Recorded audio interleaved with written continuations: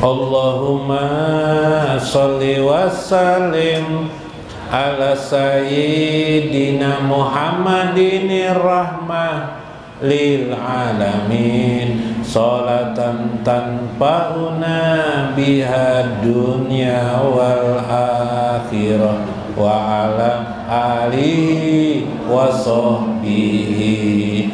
Ya Allah, berilah salawat salam kepada Nabi Muhammad nang penuh rahmah bagi sabarataan akan alam.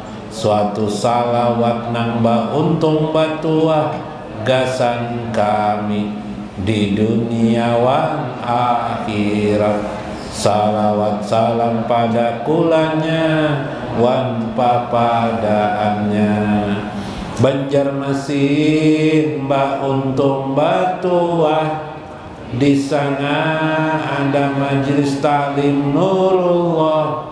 Di Rawasari saban malam Ahad, sahabis maghrib wan sahabis isya, yahu ahad yahu ahad. Allahumma sholli wa sallim ala sayyidina Muhammadin rahmah lil alamin, sholatan tanfa'una biha dunya wal akhirah wa ala alihi balantak ba usaha dasan sugi bama makan si wadai kurma ba apa jua sugih mun buta ilmu agama kada mengenal Allah wan Rasulullah. Yahu ahad yahu ahad. Allahumma sholli wa sallim ala sayyidina Muhammadin rahmah lil alamin, biha dunya wal akhirah wa ala alihi wa sahbihi.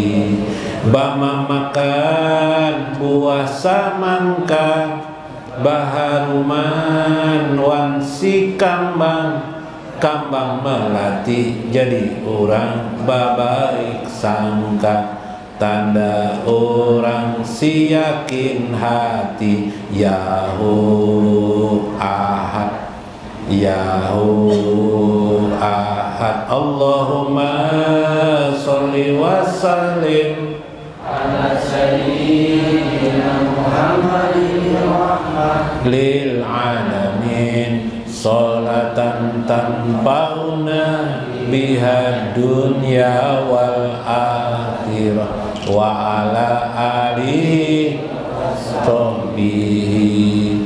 Yakin hati ba ilmul yakin, ilmul yakin tahu wujud ada Allah, imbah itu ainul yakin, mengenal Allah dengan yakin hingga hakul yakin, mengenal hakikat Allah. Yahu ahad yahu ahad. Allahumma sholli wa sallim ala sayyidina Muhammadin rahmah lil alamin, sholatan tanfa'una biha dunya wal akhirah wa ala alihi wa sahbihi.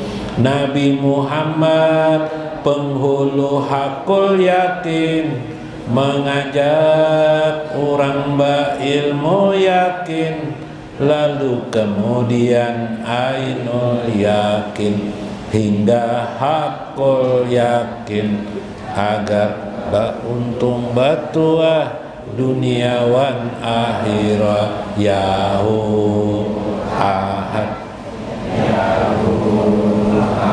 Allahumma سيدنا محمد الرحمة Salatan tanfa'una biha dunya wal akhirah alihi wa sahbihi. Allahumma sholli wa sallim ala sayyidina Muhammadin rahmah lil alamin, salatan tanfa'una biha dunya wal akhirah wa ala alihi wa sahbihi. Ya Allah, berilah salawat salam kepada Nabi Muhammad nang penuh rahmah bagi sabarataan akan alam. Suatu salawat nang untung batuah gasan kami di dunia wan akhirat. Salawat salam pada kulanya wan papadaannya. Banjarmasin untung batuah, di sana ada majelis taklim Nurullah di Rawasari. Ila hadratin Nabi Musa Rasulullah sallallahu alaihi wasallam wa Syekh Abdul Qadir Al-Jailani wa walidaina wa masyaikina wa jami'il muslimina wal muslimin wal mu'minina wal mu'minat al ahya'i minhum wal amwat wa liman hadir fi hajal majlis. Syai'ul lahumul Fatihah.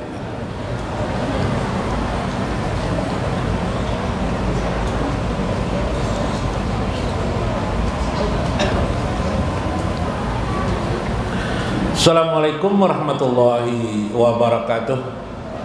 Bismillahirrahmanirrahim. Bismillahil malikil kudusis salam. Bismillahil azizil hakim.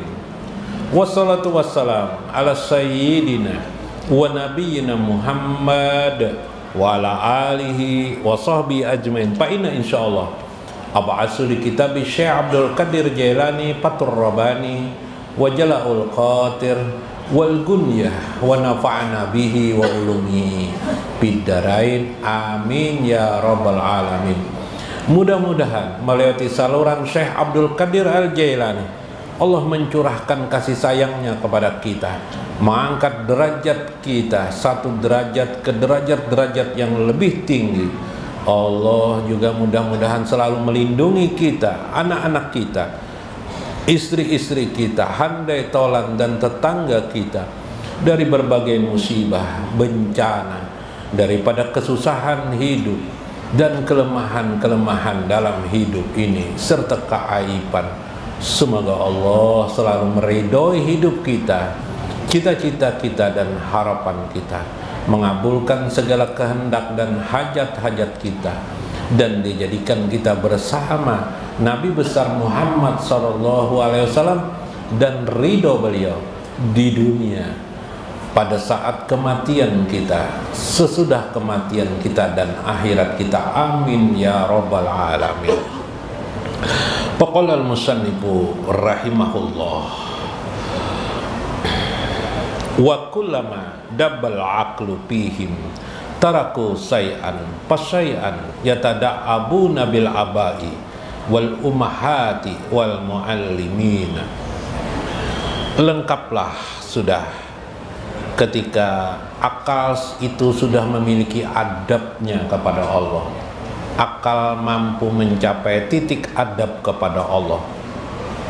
Bihim taraku say'an, orang-orang itu pastilah akan meninggalkan kejelekan-kejelekan yang ada pada dirinya. Seperti minggu kemarin ketika masa anak-anak banyak kegiatan yang salah. Setelah dia mulai dewasa, akalnya sudah mencapai adab, ditinggalkannya lah kegiatan anak-anak, kegiatan yang jelek-jelek. Di antaranya ialah mereka mulai beradab, yata'addabuna bil abai wal ummahati.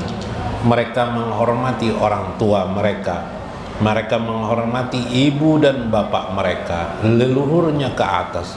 Mereka menghormati juga orang-orang yang lebih tua kepada mereka, wal muallimina, dan para guru-guru mereka. Mayuridullah bihi khairan, barang siapa yang Allah kehendaki pada seseorang itu kebaikan, yatada'abu wa yatraku makana alaihi, maka orang itu akan memiliki adab dalam hidupnya dan meninggalkan segala sesuatu yang keliru pada dirinya. Saudara sekalian, di dalam Islam itu ada dua istilah, satu akhlak, dua adab. Ada istilah akhlak, ada istilah adab. Akhlak itu khuluqan, itu adalah sikap diri. Maka al-adab, adapun adab ialah hiasan daripada akhlak itu. Ada orang berbakti kepada ibu bapak, berbakti kepada ibu bapak, maka dia sudah berbakti seperti itu. Lalu dia memiliki adab kepada orang tuanya, maka hampir mungkin tiap hari dia kunjungi orang tuanya, dilihatnya apa kekurangan orang tuanya, kemudian disuguhkannya hal-hal yang mungkin orang tuanya tidak bisa dilakukan, dia lakukan. Itu namanya adab. Ketika orang tuanya sudah meninggal dunia, mungkin sudah lepaslah kewajibannya, tapi karena dia beradab, dia terus-menerus mendoakan orang tuanya. Sekali dia datang ke kubur orang tuanya, mendoakan orang tuanya. Ini adalah adab. Meskipun pada johir tidak ada perbedaan antara orang yang sayang kepada orang tua dengan tidak, tapi di hati itu berbeda, yaitu adanya adab kepada orang tua. Makin berilmu orang, makin beradab dia kepada orang-orang yang lebih tua dari dirinya. Dan makin berilmu orang menyadari siapa para guru-guru mereka yang mendidik adab dan jiwa mereka.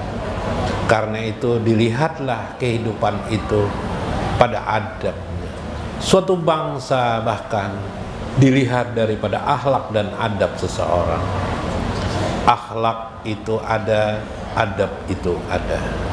Nabi SAW disebut oleh Al-Quran Al-Karim, innaka la'ala khulqin azim. Wahai Muhammad, sesungguhnya engkau la'ala khulqin azim, memiliki akhlak yang sangat tinggi. Akhlak Nabi itu sangat tinggi.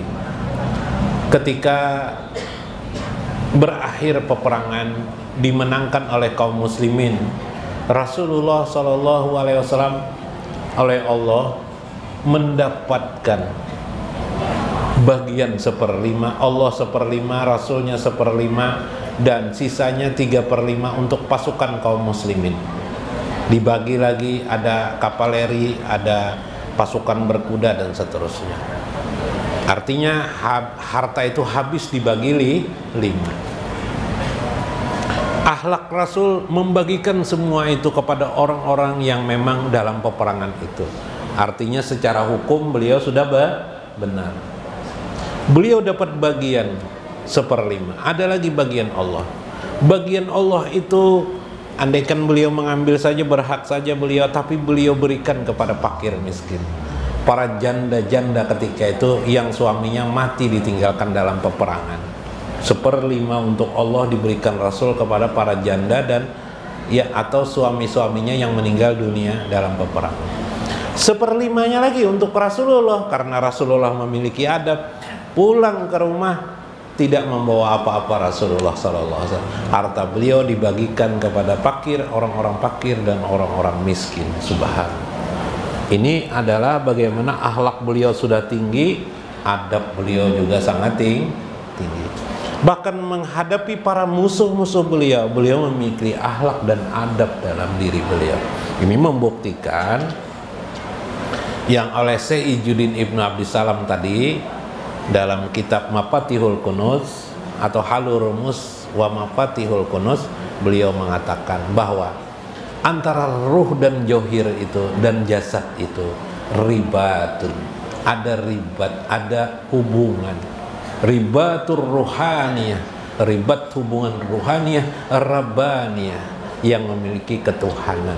Maka kalau kita seseorang sudah ruhnya baik, pasti johirnya juga akan menjadi baik. Yaitu akhlak yang sesuai dengan maksud tujuan dari Allah Azza wa Jalla. Nah, kalau dijelaskan panjang lebar inilah. Nah, contoh, kita punya orang tua kita ini salah, ya lah. Kalau salah memahami bahayanya kayak apa? Karena kita belajar bahwa al-haqqu, kebenaran itu harus disampaikan, sampai orang tua diprotes juga, salah Sidin, ya kah? Nah, seharusnya kita punya orang tua nggak usah diprotes, biarkan aja Sidin. Biar salah paham, biar aja kita berdiam aja. Doakan Sidin supaya baik, diarahkan Sidin. Misalnya Sidin sudah tua ke kamar mandi bisa gugur Sidin masih jaga kamar mandi. Bah, jangan ke kamar mandi, bahaya kena gugur. Pas gugur, nah ya kalau jorulun dari pian jangan ke kamar. Bah, apakah itu? Ya kan? Malah mengutuk orang tua, menyakitkan lagi hati orang tua. Nah, Sidin mau hendak ke mandiin ke apa? Gani, ya kalau gani apa susahnya ya lah. Gani supaya Sidin jangan jatuh sebagainya. Berdiam Padahal bahaya Sidin ini. Terlalu sering ke kamar mandi dah Sidin anda. Ya kelak, doakan aja. Nggak usah banyak bunyi. Yang penting hati Sidin senang. Nah, ini adalah adab. Demikianlah akalmu ketika sudah beradab. Dia akan menggambarkan nilai ruhmu yang sesungguhnya. Ruh rabaniyah. Coba kita lihat lagi. Wa may yuridullah bihi syarran. Barang siapa yang Allah kehendaki pada diri orang itu kejelekan yang banyak atau keburukan, yaisu ala ma huwa alaihi, maka hidup orang itu akan terlihat ma huwa alaihi, apa keburukan yang terjadi pada diri, buruk terus. Mulutnya menyambati orang, bore-bore mulutnya mengatakan si A salah, sekalinya lah pantas ya tuh sugih benar, sekalinya korupsi juga, sekalinya masya Allah mulutnya orang jadi komentar 5 aja. Wa may yuridullahu bihi syarran, karena Allah menghendaki kepadanya buruk dan Allah tampakkan keburukan pada johir orang tersebut. Menggibah orang, menganggap orang salah, salah pina musti Sidin lah, pina sembahyang ke masjid sekalinya pun dusta. Gasan apa? Nah, mulutnya mengatakan, atau tidak di mulut tapi di hati mumuk. Bahasa Banjar mumuk, tahu lah mumuk di hati. Kada baik banget orang. Yang baik tuh kayak apa? Yang baik tuh diam. Semua manusia, semua teman kita adalah rahmat Allah Azza wa Jalla. Nah, zikir rahmat, wa ma arsalnaka illa rahmatan lil alamin. Kolbun Nabi itu apa? Hati Nabi itu apa? Hati Nabi itu ialah melihat alam semesta manusia ini rahmat Allah. Adalah lagi menjelekkan orang. Qala ini lam ubas la ana wa inna ma buistu rahmatan lil alamin. Allahumma sholli ala sayyidina, salah, Allahumma sholli ala sayyidina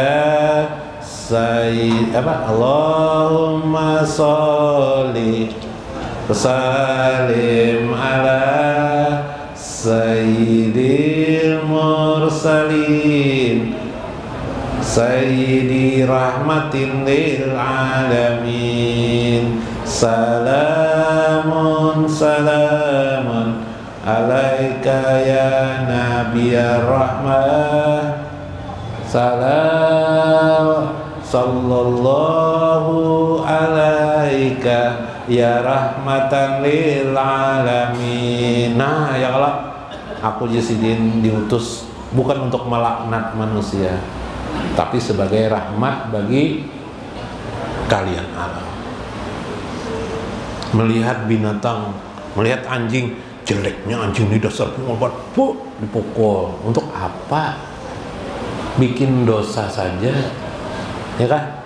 Kecuali anjing itu mengganggu orang kampung, menggigit orang, nah baru tidak mau, itu pun kita sekedar mungkin matiin, mungkin buang, sudah selesai, ya kan? Atau kalau bisa diburu ya diburu. Nah, payah laku dunia wa akhirah, maka orang itu tergambarlah kecelakaannya di dunia dan akhirat. Allah Azza wa Jalla khalaqad dawa wad-dawa. Allah menciptakan dawa wadda. Allah menciptakan obat. Allah juga menciptakan penyakit. Dan jadi penyakit dan obat itu dua-duanya dari Allah. Al-ma'asi daun.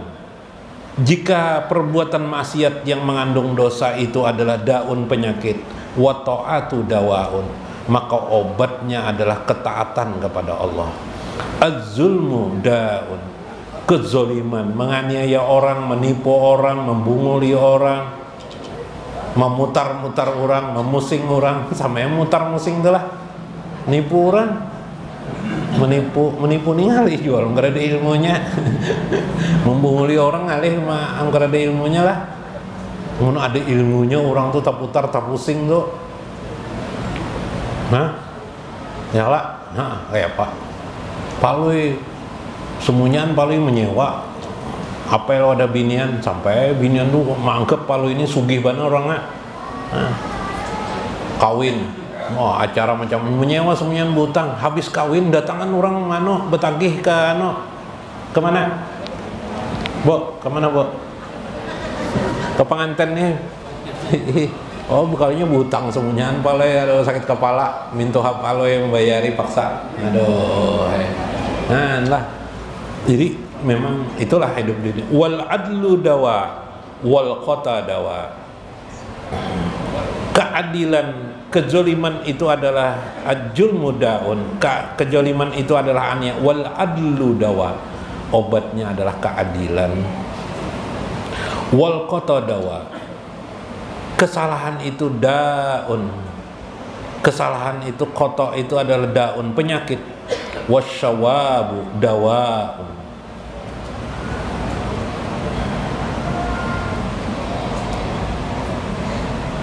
Wa mukhalifatul haqqi azza wa jalla daun, menyalahi kehendak Allah itu adalah penyakit. Wa taubatu dawaun, dan taubat itu adalah obatnya. Min sakari junubi dawaun, yaitu taubat daripada mabuknya dengan dosa-dosa itu adalah dawaun, itu adalah obat. Nah, kesimpulannya perlu kita kenali Allah. Allah menurunkan penyakit, Allah juga menurunkan obatnya. Baik dan buruk Allah yang menciptakannya, ya kah? Baik Allah menciptakannya, buruk juga Allah menciptakannya. Kenapa jadi buruk? Diciptakan Allah sebagai ujian bagi manusia. Nikmat Allah menciptakannya, bencana bala juga Allah menciptakannya. Karena itu Allah berfirman, likulli syai'in innal hayata fitnah, segala kehidupan ini fitnah, ujian bagi kamu. Hati-hati kita memahaminya, kenali dan bagaimana kita agar selamat menjadi hamba Allah yang terbaik, selalu memuji Allah Azza wa Jalla. Nah, ini marifatnya yang penting. Ya kelak, yang penting kita pahami dulu, nang buruk itu ternyata dari Allah juga asalnya, tapi tidak dipaksakan Allah. Bagaimana bentuk buruk itu datang disebut di dalam firman Allah, supaya jangan salah paham nih, bahaya kan aneh. Fa'alhamaha fujuraha wa taqwaha. Maka Allah ciptakan fa'alhamaha, mengilhamkan kepada manusia itu pujur, sifat pujur. Sifat pujur itu apa? Sifat jelek. Jelek itu keburukan enggak? Burukan. Wa taqwaha, dan takwa pada diri manusia. Nah, nang mana kalau kita tampilkan? Mudahan kita menampilkan sifat-sifat takwa dalam hidup kita. Yalah, hilang sifat pujur itu dalam diri kita. Nah, itu pentingnya ilmu. Mudah-mudahan kita mengambil pelajaran di dalamnya. Mohon maaf atas segala kekurangan saya. Wallahul muwaffiq ila aqwamit thoriq. Assalamualaikum warahmatullahi wabarakatuh. Allahumma sholli ala sayyidina Muhammad abdalin abdillah antak dia hawaiji wa ala alihi wa sahbihi wa salim. Allah curahkan salawat salam kepada Nabi terbaik segala manusia.